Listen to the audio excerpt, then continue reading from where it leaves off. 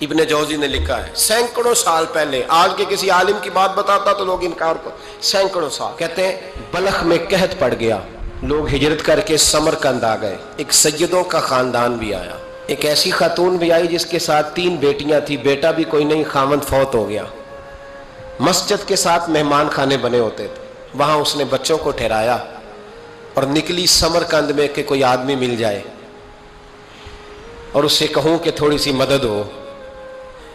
وہ چلتے چلتی ایک سیٹھ کے پاس، رئیس کے پاس پہنچی۔ جن لوگوں کے پاس دولت آتی ہے نا، وہ کئی دفعہ سخت جملے کہنے لگتے ہیں جو اللہ کو پسند نہیں آتے۔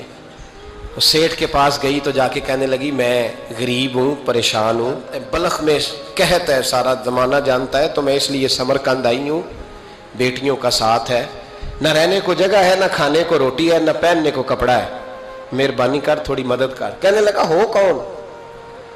تو اس سید زادی نے کان آگے کر کے، ہاں کسی پہ بھی حالات سخت آ سکتے ہیں، اللہ سے ڈرنا چاہیے، کان آگے کر کے نہ کہنے لگی میں سید زادی اور یہاں میرا اپنا کوئی نہیں، مہربانی کر۔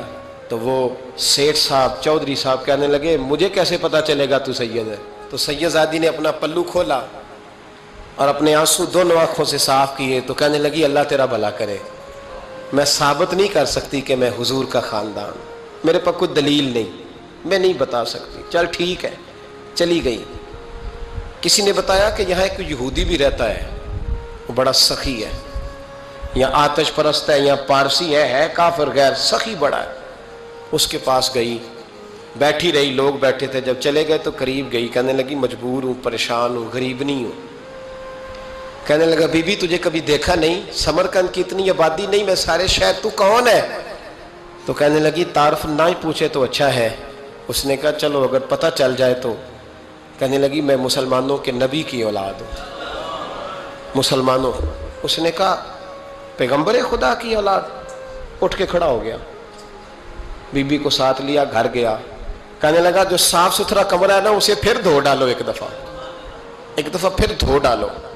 کمرہ دھلایا، صاف کرایا، پھر کہنے لگا بی بی میرے برتن زیادہ صاف ستھرے نہیں، میں نئے نہ خرید کے لا دوں۔ پھر نئے برتن لایا، پھر اپنے بچوں سے کہنے لگا اونچا نہ بھولنا کہ سیدہ فاطمہ کی شہزادیاں آئی ہیں، یہاں کوئی شخص اونچی بات نہ کرے۔ پھر کہنے لگا بی بی جو میرا بالکل طیب اور حلال رزق ہے نا، یہ اس میں سے لنگر ہے، لیکن چونکہ میں غیر مسلم ہوں، مجھے سلیقے نہیں آتے، جیسا تیسا بھی ہو نا اسے قبول کر لینا۔ خاتون کو کہنے لگا یہ گھر ہے، جب تک جی چاہے یہاں رہنا، اور دیکھنا ہو سکے تو رات اپنے نبی سے سفارش کرنا، میرا بھی کوئی مسئلہ، میری بھی کوئی قبولیت کہیں ہو جائے۔ وہ مسلمان کہلانے والا رات کو سویا، کہتے جنت سجی ہوئی ہے، لوگ جنت میں جا رہے ہیں، لائنیں لگی ہوئی ہیں، نبی پاک لوگوں کو جنت میں بھیج رہے ہیں، میں بھی دوڑ کے لائن میں لگ گیا، فرشتے نے میرا بازو پکڑا، کہا پیچھے ہٹ، تو میں دوڑ کے حضور کی بارگاہ میں گیا، میں حضور سارے جنت میں جا رہے ہیں، یہ مجھے نہیں جانے دیتا۔ تو نبی پاک نے فرمایا تو کون ہے؟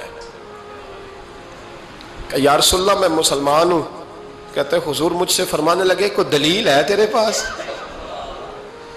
دلیل ہے کوئی تیرے پاس؟ میں چپ کر گیا۔ فرمایا میری بیٹی تیرے دروازے پر آ ہی گئی تھی تو دلیلیں پوچھنے لگ گیا تھا۔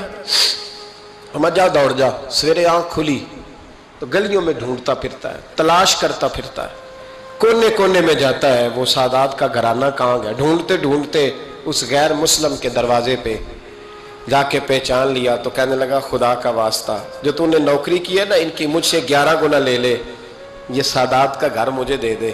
تو کہنے لگا کل تو آتا تو شاید بات اور ہوتی، آج بات اور ہے۔ اس نے کہا مہربانی کر، کہا نہیں کل تو آتا تو معاملہ اور تھا، آج معاملہ آج اور ہے، رنگ بدل گیا ہے، حالات تبدیل ہو گئے ہیں، اب تو دیکھ تاک کے آیا، جا دوڑ جا۔ کہنے لگا نہیں مہربانی کر، دے دے، تو غیر مسلم میں تیرا کیا تعلق؟ کہنے لگا چپ کر، غیر مسلم میں کل تک تھا، کل سے سجدوں سے پیار کیا ہے تو میرے حالات سنور گئے ہیں، وہ جو نظارے تو نے رات خواب میں دیکھے ہیں میں نے جاگتی آنکھوں سے دیکھے ہیں، میں نے جاگتی آنکھوں سے، اور تو نے کسی مفتی پیر عالم کے ہاتھ پہ کلمہ پڑھا ہے، میں نے رات محمد عربی کے ہاتھ پہ کلمہ پڑھا۔ رسول